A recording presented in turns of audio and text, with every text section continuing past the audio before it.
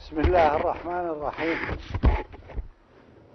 أم حسبتم أن تدخلوا الجنة ولما يعلم الله الذين جاهدوا منكم ويعلم الصابرين. إن الإنسان إذا كان له علاقة بالقرآن يأبى الله أن يذله، ومن ذكره الزعيم العربي معروف. المصعد كان عاطل والقرآن بيدي والكلبشة بديه، فلما كان في السجن ويتردد على المحاكمة فيما نراه نحن يعني كان لا يترك المصحف من يده، فلعل والعلم عند الله أن تلك الأيام التي ارتبط فيها بالقرآن وفقه الله وألهمه أن يقول الشهادتين قبل وفاته.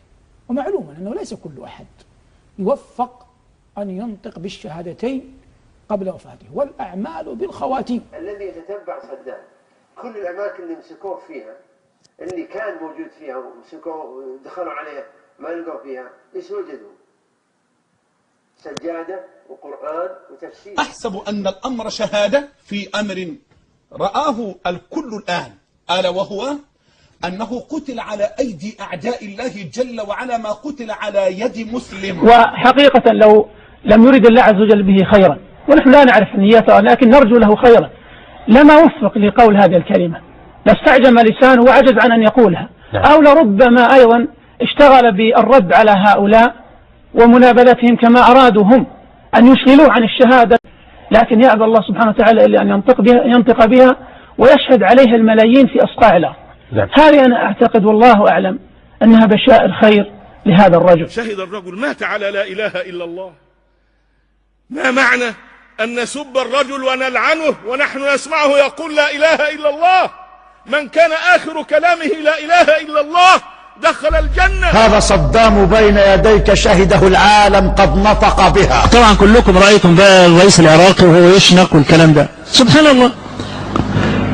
لكن الأعمال بالخواتيم. ساعة الاحتضار شاهد أشياء إحنا ما نشاهدهاش، فتفسرت لنا إيه؟ لقد كنت في غفلة من هذا فكشفنا عنك غطاءك فبصرك اليوم إيه؟ ونسأل الله أن يرحم صدام، ولا أخشى على أولئك الذين حكموا بكفره والرجل قد تشهد أن يقال لهم أيضا كيف لكم بلا إله إلا الله إذا جاءت تحاجكم يوم القيامة. فسمع أهل الكوكب الأرضي جميعا شهادة الرجل وهو يقول بعزة دون خوف أشهد أن لا إله إلا الله وأشهد أن محمدا رسول الله. كتبت قصيدة مؤثرة أعتقد في الرئيس الراحل العراقي صدام حسين، ويعني حتى خاطبته بالشهيد.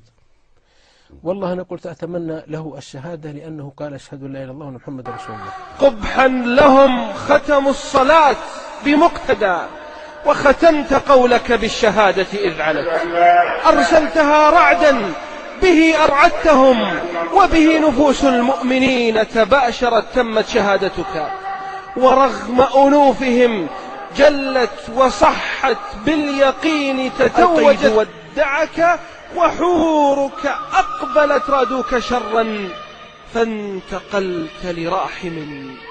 الله خير أم سجون وصدت وبذا اعتليت على المجوس، إلى الهنا للروح في الفردوس روحك رفت.